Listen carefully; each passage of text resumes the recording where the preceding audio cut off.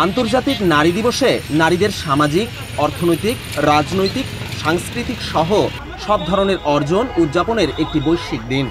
সেই সাথে দিবসটি লৈঙ্গিক সমতার বিষয়টিও তুলে ধরে।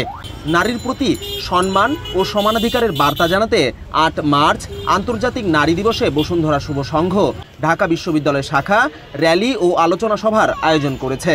দিবসটির এবারের প্রতিপাদ্য অধিকার, সমতা, ক্ষমতায়ন, নারী ও কন্যার উন্নয়ন।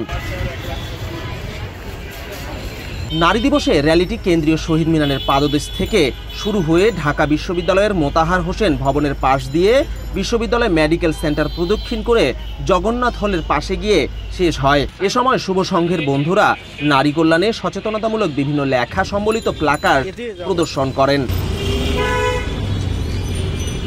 পানি ছাড়া যেমন জীবন অচল, তেমনি নারী ছাড়া অচল একটি সভ্যতা ও সমাজ।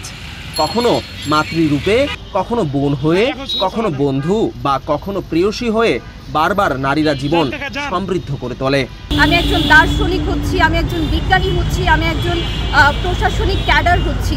সমাজের প্রত্যেকটা স্তরে কিন্তু নারীর উপস্থিতি আমরা লক্ষ্য করছি, কিন্তু তারপরেও নারীরা আজকে স্বাধীনভাবে কাজ করতে গিয়ে নানান রকম বাধার সম্মুখীন হচ্ছে। আজকে বসুন্ধরা শুভ সংঘের হয়ে আমরা এখানে একত্রিত হয়েছি, কারণ আমরা বিশ্বাস করি একটি সমৃদ্ধ এবং উন্নত জাতি গঠন করতে হলে অবশ্যই নারীর অধিকার প্রতিষ্ঠা করতে হবে।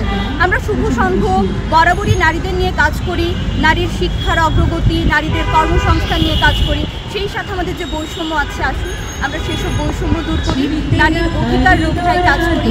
বসুন্ধরা শুভ সংঘ ঢাকা বিশ্ববিদ্যালয় শাখার সভাপতি মোহাম্মদ আমিনুর রহমান বলেন, মানব সভ্যতা বিকাশে নারী ও পুরুষের সমান অবদান রয়েছে।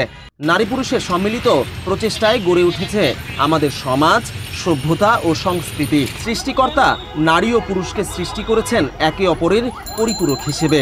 তাই নারী ও পুরুষ চিরকালের সার্থক সঙ্গী। যে সমাজে প্রায় অর্ধেক জনসংখ্যা নারী, সে সমাজে নারীকে উপেক্ষা করে কোনো প্রকার উন্নতি সাধন করা সম্ভব নয়।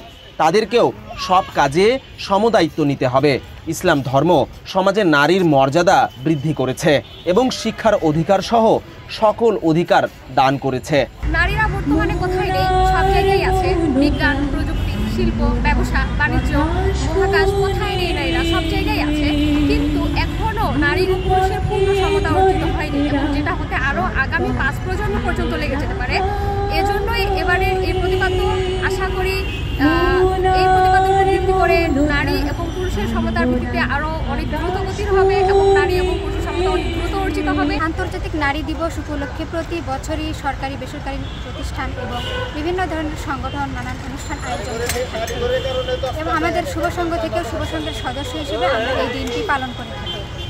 তবে প্রতিবারের চেয়ে এবারের নারী দিবসটি আমার কাছে একদম ব্যতিক্রম মনে হচ্ছে। আলোচনা সভায় অন্যান্যদের মধ্যে উপস্থিত ছিলেন বঙ্গমাতা শেখ ফজিলাতুন্নেসা মুজিব হলের প্রতিনিধি শারমিন আক্তার, বাংলাদেশ কুয়েত মৈত্রী হল শাখার প্রতিনিধি চৈতি অধিকারী, রকেয়া হল শাখার প্রতিনিধি শিরিন আক্তার ও সাদিয়া আক্তার, শামসুন্নাহার হল শাখার প্রতিনিধি অনামিকা বর্মন, সুফিয়া কামাল হল শাখার প্রতিনিধি প্রিয়া আক্তার, ইডেন কলেজ শাখার প্রতিনিধি Sumaiya Akter, government college of applied human science শাখার সাবেক সভাপতি মুসলেমিনা সুলতানা বেগম, বদরুন্নেসা কলেজ শাখার প্রতিনিধি সানজিদা শারমিন রিপা, ঢাকা বিশ্ববিদ্যালয় শাখার সদস্য সাদিয়া আক্তার, অনামিকা সরকার, মার্মা, হাসি আক্তার, মরিয়ম, শোভি, নির্জনা, ফারিয়া, রোজিনা, সাদিয়া, প্রিয়াঙ্কা, বৃষ্টি, আয়েশা, শামিমা প্রমুখ।